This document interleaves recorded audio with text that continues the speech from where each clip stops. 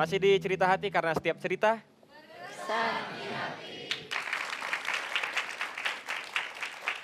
sekarang masuk ke segmen Celtum, celetukan 1 menit ala Mice. Ini kira-kira si Mice bakal ngomongin apa nih masalah move on nih? Langsung aja kita lihat. Mice. Pagi pemirsa Cerita Hati, kembali lagi di Celtum, celetukan 1 menit ala Mice. Bicara soal move on gak harus melulu soal percintaan loh pemirsa.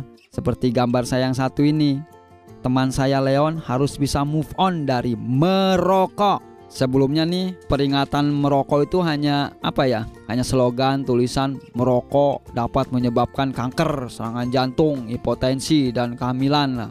Gangguan kehamilan. Terus mulai ada lagi peringatan mulai agak keras dikit nih. Mulai ada gambar tengkorak tuh di samping orang ngerokok. Terus ditambahin ada peringatan baru nih, merokok membunuhmu. Nggak mempan juga. Sekarang udah ada di bungkus-bungkus rokok itu udah menampilkan foto-foto yang mengerikan dan sangat tidak sedap dipandang mata. Wah, itu kayak dadanya udah growak tuh ya, paru-parunya udah kelihatan udah kayak apa. Kadang gambar bibir yang udah melepuh-melepuh gitu.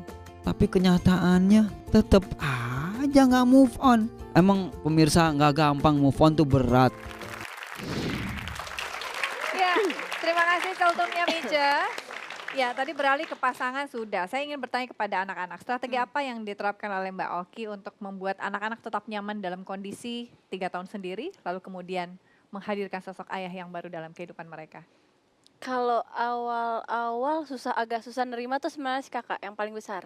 Karena dia sudah mengenal siapa ayahnya, dia sudah, memang saat itu kakak itu berharap kalau misalnya ayah bundanya bisa balik lagi. Tapi kan karena memang kondisi nggak bisa, ya akhirnya sudahlah gitu kan. Dalam 3 tahun ini ya, memberikan pengertian kepada anak-anak ya? Enggak, ketika 3 tahun sendiri? Saat 3 tahun sendiri. Terus aku cuman bilang kakak coba mengenal dulu sama Om Gunawan. Kenal dulu. Dan mungkin karena memang Gunawan juga memang gimana ya, memang tulus. Jadi kalau anak kecil kan dia merasakan. Ya. Dia bisa ngerasain mana yang tulus, mana yang cuman hanya nyari ibunya aja. Jadi memang akhirnya dari agak lama dia bisa nerima. Tapi sebenarnya kalau mau jujur yang lebih susah menerima itu bukan anak-anak, tapi orang tuaku. Oke. Apa yang membuatnya? Karena apa? Ya. Karena boleh dibilang kan yang dulu itu kan selama berapa tahun hidup sama dari orang tuaku gitu. Jadi setelah dia menjadi seseorang kan emang agak sedikit berubah sama orang tua. Jadi di situ mama takut, mama yang lebih takut sebenarnya. Mama takut nanti aku mengalami hal yang sama lagi. Gitu. Oh, jadi ini traumanya banyak nih, Wi. Orang tuanya juga trauma. Iya, anaknya juga trauma. Saat itu mama tuh yang sampai maksudnya serius nih gitu loh. Jangan, mama nggak mau nanti kamu dilakuin kayak dulu lagi. Karena mama kan dulu melihat secara langsung apa yang aku terima dan aku rasain selama menikah itu. Jadi mama yang agak susah sih. Tapi alhamdulillah sih suami sekarang dia memang bisa menunjukkan. Mengambil hati mamanya gimana nih Mas Gun? Nggak tahu tuh, akhirnya dia sekarang jadi malah udah kayak anak sendiri, malah kalau apa-apa jadi aku yang disalahin. Tapi di publik kan masih melekat misalnya Oki Pasha gitu.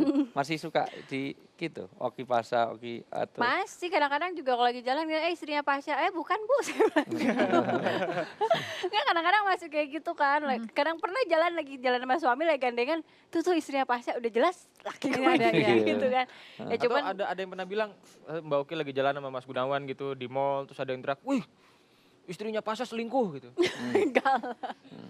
Karena di dalam cerita orang itu kalau dengerin omongan orang, ada orang yang namanya sifat kalbiah.